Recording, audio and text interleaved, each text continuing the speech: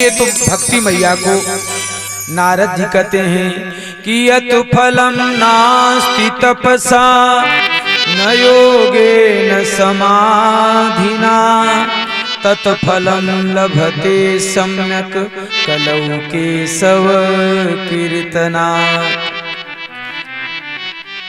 बड़े बड़े सतयुग में, त्रेता द्वापर में बड़े बड़े यज्ञ करने से, बड़े बड़े तप करने से जो फल की प्राप्ति नहीं होती थी, वह कलयुग में केवल भगवान के नाम से प्राप्ति हो जाती है।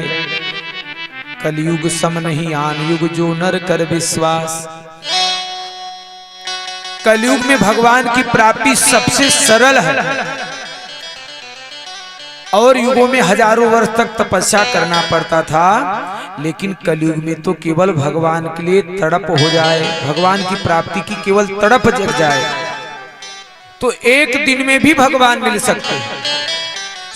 स्वामी राम सुखदास जी का नाम आपने सुना है, उनको भगवान की प्राप्ति हुई थी, कृष्ण भगवान के दर्शन भी हुए थे और आत्म साक्षात्कार भी हुआ था। हम 2005 में ऋषिकेश में उन महापुरुष के दर्शन किए थे, उनका आशीर्वाद हमें प्राप्त हुआ था। ऋषिकेश में निवास करते थे, गीता भवन में, उत्तराखंड के ऋषिकेश के गीता भवन में निवास करते थे महापुरुष। स्वामी राम सुखदास जी महाराज के चरणों में बड़े बड़े संत, भगवत प्राप्त महापुरुष, उच्च कोटि के संत जाकर के नतमस्तक होते थे, लेकिन स्वामी राम सुखदास जी ने अपना कभी फोटो नहीं खिंचवाया। वे 30 साल से लेकर के 103 वर्ष तक, माने 70 साल, लगभग 70-73 साल प्रवचन किए, लेकिन कभी अपना वीडियो बनता था लेकिन भगवान का, उनका आवाज आता था कथा में, लेकिन फोटो नहीं आता था। और एक भी आश्रम नहीं बनवाए, एक भी शिष्य नहीं बनाए, किसी के गुरु नहीं बने और न तो एक आश्रम बनवाए। ऐसे स्वामी राम सुखदास जी का, महाराज जी का गोरखपुर में कथा था, उनकी कथा थी गोरखपुर में। उन्होंने अपने प्रवचन में कह दिया, यदि हमारे आपके अंदर तड़प जग जाए तो भगवान एक दिन में मिल सकते हैं, 24 घंटे में भगवान की प्राप्ति हो सकती है। तो उनकी कथा कोई सुन रहा था, सज्जन, एक बैंक में सर्विस करने वाले राम बाबू थे। राम बाबू थे, बैंक में सर्विस करते थे, तो उन्होंने प्रवचन में सुना कि भगवान एक दिन में मिल सकते। और महाराज ने यह भी कहा, यदि कोई तड़पे भगवान के लिए, अगर एक दिन में भगवान न मिले तो हम उसके घर का काम करने के लिए तैयार हैं, उसके कपड़े साफ करने के लिए और उसके घर भोजन बनाने के लिए हम उसके नौकर बन जाएंगे, यदि हमारी बात सत्य न हो। केवल 24 घंटे भगवान के लिए कोई तड़पे तो एक दिन में भगवान मिल जाएंगे। तो जो राम बाबू बैंक में सर्विस करने वाले थे, उन्होंने सोचा, लोग हजारों हजारों वर्ष तक तपस्या करते थे, ऋषि मुनि, उनको भगवान की प्राप्ति नहीं हुई। और कितना योग साधन लोग करते हैं, कितनी तपस्या सेवा करते हैं, एक दिन की ही तो बात है, चलो हम 24 घंटे भगवान के लिए तड़पेंगे, देखता हूं भगवान मिल जाते हैं नहीं। तो राम बाबू एक कमरे में भगवान की छवि को सामने रख करके खूब तड़पे, खूब रोए भगवान के लिए। आपको बताएं, 24 घंटा बीतने वाला था, इसके पहले ही पूरे कमरे में दिव्य सुगंध और पूरा कमरा जो रूम था पूरा प्रकाश से इतना भर गया, ऐसा लगा कि जैसे कि चंद्रमा ही उदय हो गए हों, सूर्य और चंद्र ही उदय हो गए हों कमरे में, और पूरे कमरे में सुगंध हो गया। तो 24 घंटा बीता नहीं था, उसके पहले ही सुगंध और दिव्य प्रकाश दिखा उनको, राम बाबू को। लेकिन उनके मन में संदेह हो गया, क्या परमात्मा सचमुच में एक ही दिन में मिल जाएगा? शंका हो गई। तो 24 घंटा में बीत गया, लेकिन केवल सुगंध ऐसा कि ऐसा लगा कि हजारों इत्र की शीशियां, सेंट और परफ्यूम की शीशियां खोल दी गई हो उस कमरे में, इतना सुगंध और प्रकाश इतना कि सूर्य चंद्र ही उदय हो गए हों, ऐसा लग रहा था। लेकिन भगवान की प्राप्ति नहीं हुई। तो उन दिनों स्वामी राम सुखदास जी, परम श्रद्धेय स्वामी राम सुखदास जी भिक्षा मांग करके पाते थे, भोजन करते थे। बोलो वृंदावन बिहारी लाल की जय। उन दिनों स्वामी राम सुखदास जी भिक्षा मांग करके पाते थे, तो उन्हीं राम बाबू के घर भिक्षा मांगने आए। बोले महाराज ये बताओ कि आपकी बात तो सत्य नहीं हुई, झूठी हो गई। बोले क्या? बोले कि आपने कहा था कि कोई भगवान के लिए 24 घंटा तड़पे तो भगवान मिल सकते हैं। हम तड़पे तो लेकिन भगवान की प्राप्ति नहीं हुई। बोले आप अपनी घटना बताओ। बोले ऐसे ऐसे मैं भगवान के लिए तड़प रहा था, दिव्य सुगंध, हमें दिव्य सुगंध की प्राप्ति हुई, दिव्य सुगंध मिला। ऐसा लग रहा था कि हजारों इत्र की शीशियां छिड़क दी गई हो। और बोले क्या हुआ? बोले कि ऐसा प्रकाश हुआ कि जैसे सूर्य चंद्र उदय हो गए होंगे। बोले तब? बोले महाराज तब यह हुआ कि मेरे मन में शंका हो गया कि क्या भगवान एक ही दिन में मिल सकते हैं। बोले बस यही गड़बड़ी आपने कर दी। यदि शंका न करते तो भगवान के आने की तैयारी थी, तभी तो दिव्य सुगंध, वहां कुछ इत्र की शीशी नहीं छिड़की गई थी, फिर भी दिव्य सुगंध इसीलिए आ रहा था, इसलिए दिव्य प्रकाश वहां प्रकट हुआ, क्योंकि भगवान के आने की तैयारी हो गई थी। लेकिन आपने शंका करके भगवान को भेज दिया, वापिस भेज दिया, भगवान प्रकट नहीं हुए। तो एक कलयुग की घटना है, दूसरे युग की घटना नहीं। तो भगवान कलयुग में सबसे सरल है, भगवान की प्राप्ति बड़ी सरल है। एक वृंदावन में मोटे गणेश वाले महाराज हो गए, वृंदावन में मोटे गणेश वाले महाराज हो गए। हमारे गुरुदेव भगवान को बड़े स्नेह करते थे मोटे गणेश वाले महाराज।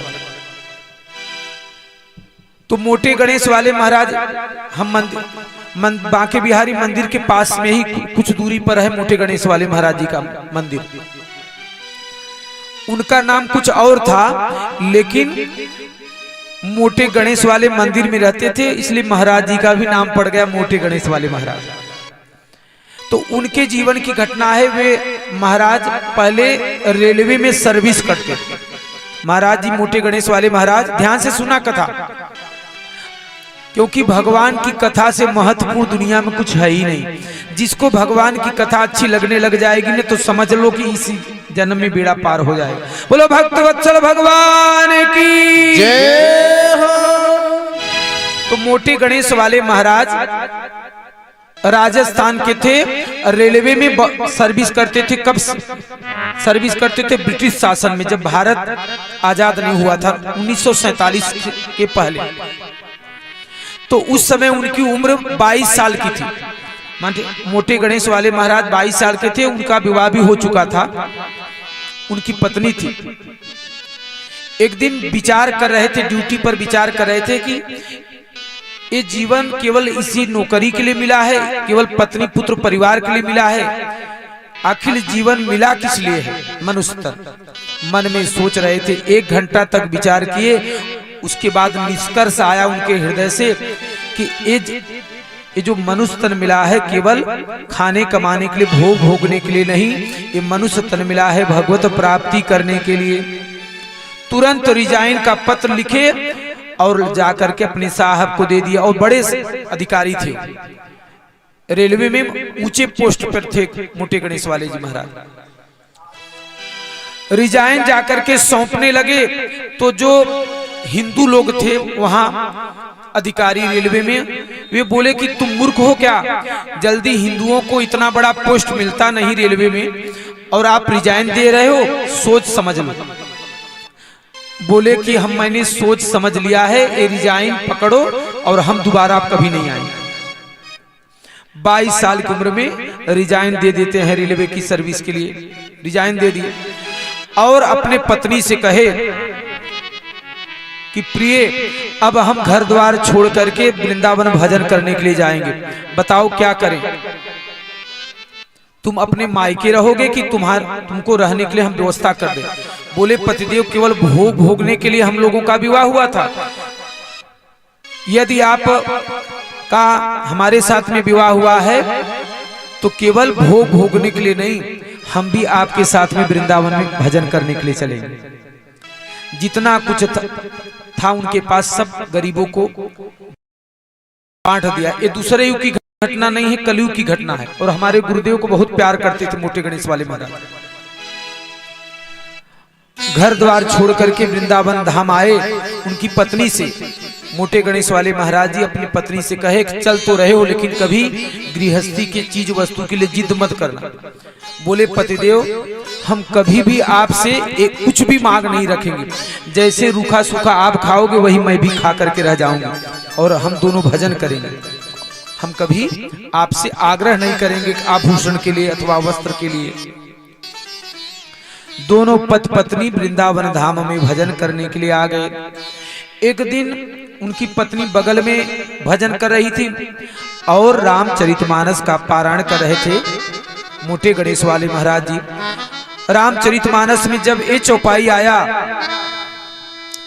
जन्मभूमि मम पुरी सुहामनी उत्तर दिशि बह सरजू पान जाम जनते बिनहि प्रयासा जाम जनते बिनहि प्रयासा जाम जनते बिनहि प्रयासा मम समीपन पावहि वासा मम समीपन पावहि वासा जाम जनते बिनहि प्रयासा जाम जनते बिनहि प्रयासा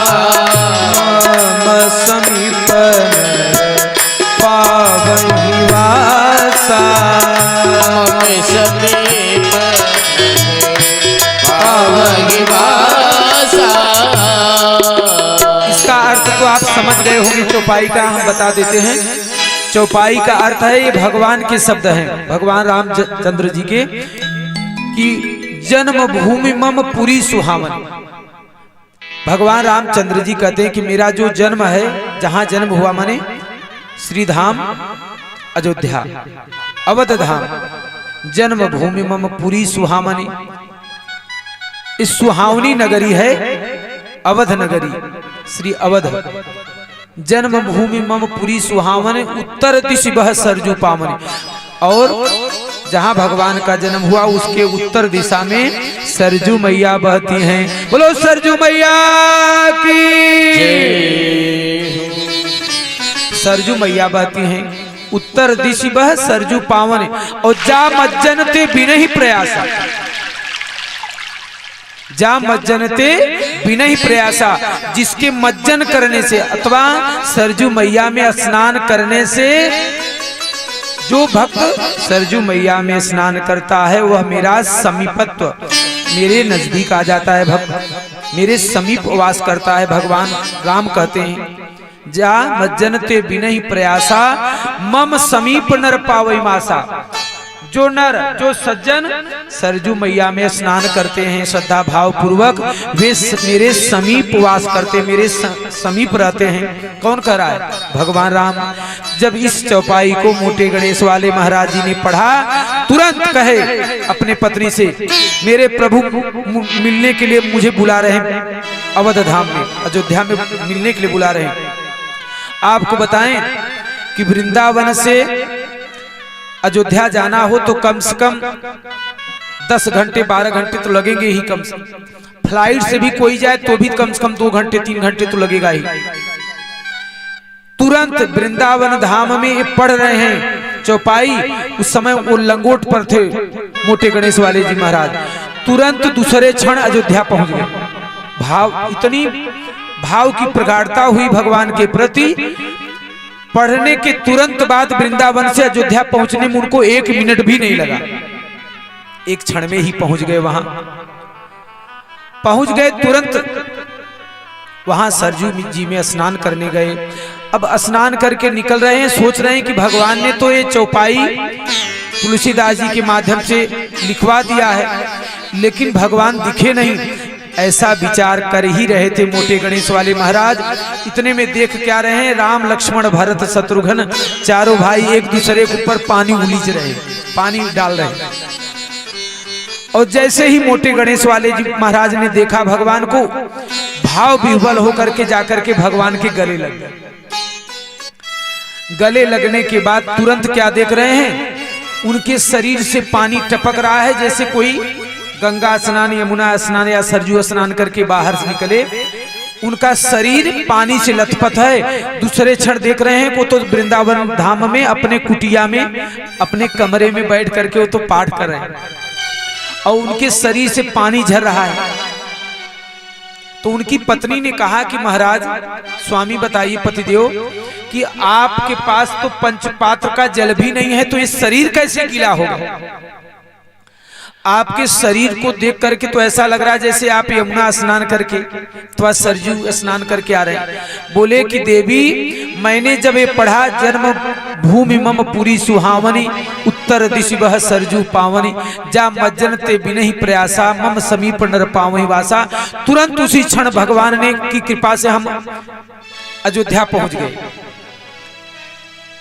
और सरजू जी में जैसे मैं स्नान किया वैसे मेरे प्रभु का मुझे दर्शन हो गया। मेरे प्रभु ने मुझे आलिंगन कर लिया, मेरे प्रभु ने मुझे गले से लगा लिया। बोलो भक्त वत्सल भगवान की जय हो।